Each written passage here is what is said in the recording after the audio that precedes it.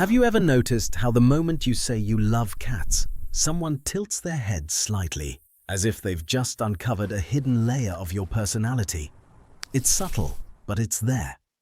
As if preferring a cat over a dog must mean something about how you relate to people, to intimacy, to the world itself. Dog lovers are often described as warm, expressive, socially magnetic.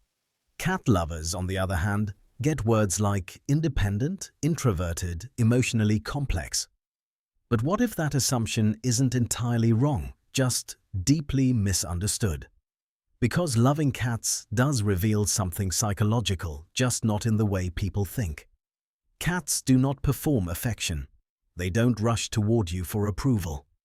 They don't offer constant reassurance that you are loved. They exist beside you, not for you. And to truly appreciate that dynamic, you have to be comfortable with autonomy. You have to understand that closeness cannot be forced.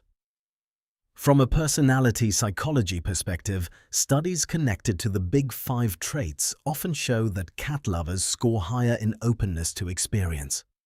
Openness means curiosity, imagination, tolerance for ambiguity. It means you're less disturbed by complexity. Cats are complex. They can be affectionate in the morning and distant in the evening. Playful one minute, completely self-contained the next. If that doesn't frustrate you, it suggests emotional flexibility. There's also the dimension of introversion, which is often confused with shyness. Introversion simply means you recharge internally. You don't need constant stimulation to feel alive. A cat's companionship aligns perfectly with that rhythm. They share silence without trying to fill it. They sit near you without demanding performance. That kind of connection feels safe to someone who values depth over noise. Attachment theory adds another interesting layer. Secure attachment is built on respect for boundaries. Cats enforce boundaries naturally. Cling too tightly and they retreat. Ignore them completely and they detach. They respond best to attuned, calm presence. Loving a cat subtly trains emotional regulation. If you approach with chaotic energy, they withdraw. If you're grounded, they soften. So you learn to regulate yourself. You lower your voice. You move slower. You become aware of the emotional atmosphere you carry. Over time, that awareness strengthens empathy. Cats communicate through micro-signals. A flicking tail, a slow blink, a shift in posture. To bond with them, you must notice small details, and people who are comfortable noticing small emotional shifts often develop quiet emotional intelligence. There's also something profoundly validating about being chosen by a cat. Their affection feels intentional. It isn't automatic. When a cat curls up beside you, it feels earned. And earned trust activates a deep sense of worth. Maybe loving cats reflects comfort with space, with selective intimacy, with relationships that don't rely on constant reassurance. Maybe what others interpret as emotional distance is actually emotional stability. Not coldness, but clarity.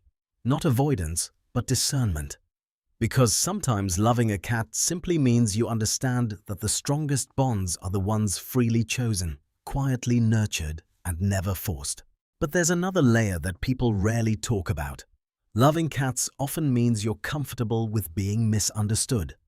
Cats themselves are misunderstood creatures. They're called selfish, detached, ungrateful. Yet anyone who has truly bonded with one knows how deeply loyal they can be. That parallel is not accidental. Sometimes we are drawn to animals that reflect parts of ourselves we don't always show publicly. The quiet loyalty, the selective affection, the need for space before trust. There is also a psychological resilience in loving something that doesn't constantly validate you. In a world obsessed with instant feedback, instant messages, instant reassurance, cats operate on a slower emotional frequency. They come to you when they feel safe. They withdraw when overwhelmed. And if you love them, you learn not to take that personally. That ability not to personalize every shift in closeness is emotional maturity. It reflects lower anxious attachment and greater internal security. You don't panic when connection fluctuates. You trust the bond. And trust, especially quiet trust, is powerful. People who love cats often show comfort with solitude, not because they reject others, but because they don't fear their own thoughts.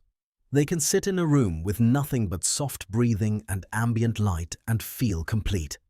That capacity for chosen solitude is psychologically protective. It reduces dependency on constant external stimulation. It allows self-reflection. It strengthens identity. There's also a subtle rebellion in loving cats. Society tends to reward visible enthusiasm and loud sociability. Cats represent calm autonomy. Choosing them can reflect an unconscious resistance to performative warmth. It can signal that you value authenticity over applause. You don't need every emotion broadcasted. You don't need every bond displayed.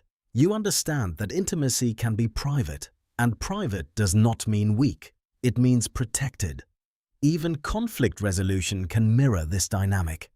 Cats rarely escalate without reason.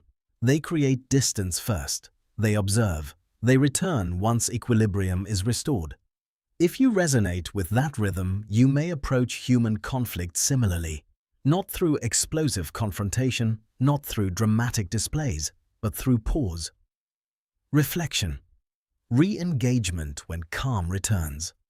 That pattern suggests emotional regulation rather than avoidance.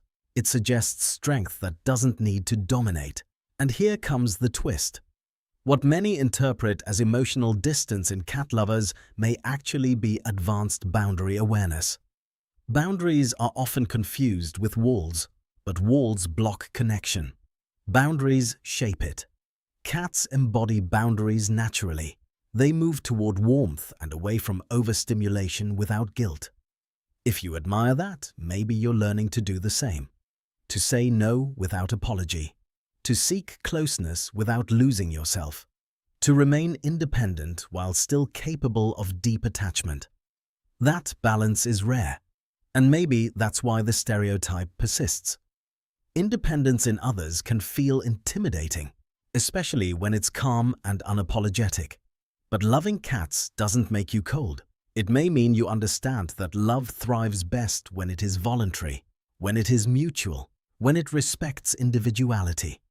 In the end, the psychology of people who love cats isn't about isolation. It's about alignment. Alignment with complexity, with subtlety, with relationships that breathe instead of cling. And maybe that says something beautiful about you. That you don't chase connection. You cultivate it. Quietly.